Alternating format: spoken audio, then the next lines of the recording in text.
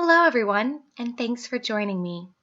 My name is Christian Stewart, and this is my book critique, Set 1 for EDU 318. My featured book this week is Last Stop on Market Street by Matt De La Peña and Christian Robinson. This is a realistic fiction book, and the reason I chose this as my featured text was because it was a children's book that I hadn't read growing up, and I was really intrigued by the story. This is the story of a young boy named CJ as he and his Nana go on their weekly bus ride after church. CJ has begun to notice differences between himself and his classmates, and he's starting to think those differences are a bad thing. His Nana, however, is able to see the beautiful and good side of these differences and point out the opportunities that CJ would not be able to partake in if he didn't have these differences. I am an early education, early intervention dual licensure major, and I really liked this book because while it might be a little too advanced for any of my students to read on their own, I think it's a very good book to introduce with teacher reading to students. This book helps students to see diversity between themselves and their classmates and to be able to recognize that diversity is not a bad thing, but something that should be celebrated. This book also shows the importance of intergenerational relationships.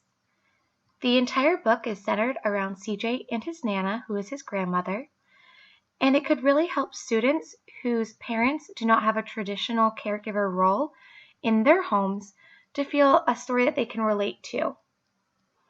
This book also helps students to see how important gratitude is and that we all have different things, but that doesn't mean that one person has more than another. I also really liked this book for my licensure area because with early intervention, I will often be working with students who might have a learning disability or other educational gap. With these students, it's often important to create a routine for them, something that is consistent and that they can rely on. In this book, CJ speaks very often about how this is their weekly routine. Every week, he and his Nana, after church, get on a bus. I think that could really help students to see that routines are not a bad thing or something that sets them apart, but something that makes them unique and helps their experience in the classroom. For my interdisciplinary project, I chose to do a Just Like Me Venn diagram. This is a very simple project, but I think it can really help students. Often as students get to middle school and high school, teachers have to focus a lot on bullying and other relationship aspects between their students. And I think by starting at a fairly early age to show the similarities and differences between students, it can help prevent a lot of those problems later on. So the specific disciplines that this would relate to would be art, motor skills, language arts, and interpersonal skills. In my example, I have CJ on the left and a friend I made up for him named Matt on the right. When I would do this in a classroom, I would allow students to pair up, perhaps helping them to make pairs depending on the dynamics of my classroom. And I would ask them to come up with things that they had in common and things that they had that were different.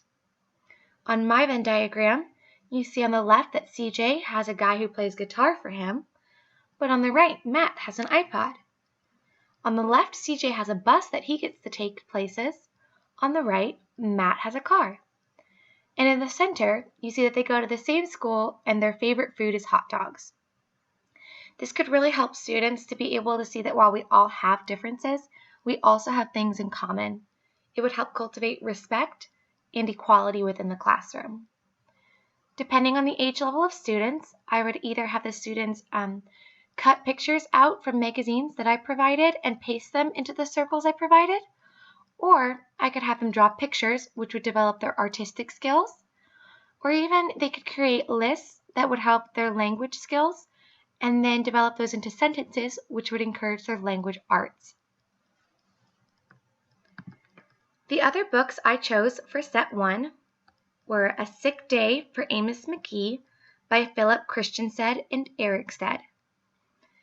This book is about a zookeeper named Amos McGee who takes really good care of his animals, but then one day he becomes sick. The animals in turn go and perform a lot of really sweet acts of kindness for the zookeeper.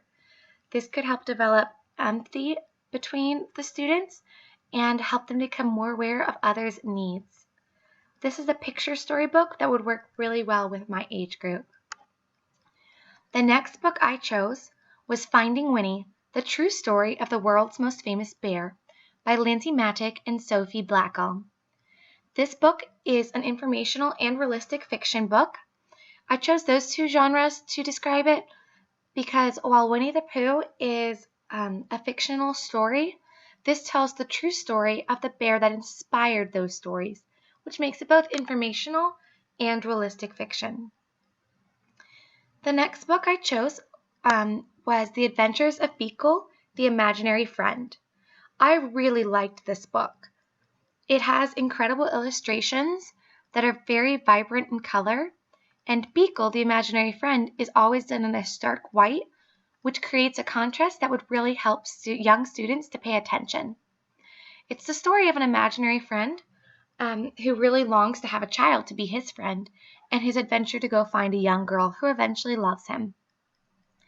This could really be good for students who might struggle with loneliness or feelings of anxiety, because in those younger grades, it's often an imaginary friend that helps them to cope until they become older and have developed a greater sense of relationships with other people. The final book I chose is called Locomotive by Brian Floca. This book is a historical fiction book, and it's about the Transcontinental Railroad just after it was finished. This is the story of a mother and her 2 children going to California to join their father who has been preparing their home for them there. I think this book could be very good for young students who are encountering loss that is a temporary loss. I think there are many books that deal with death and things like that, but often, especially students from younger grades, might be growing up in homes where their parents are just gone temporarily or other things like that. And this book could really help them to feel connected to this story. It's also very good because it's a historical fiction, which allows them to gain factual knowledge of true events while still encouraging imagination and personal connections. Thanks for joining me, and I look forward to showing you guys my books again next week.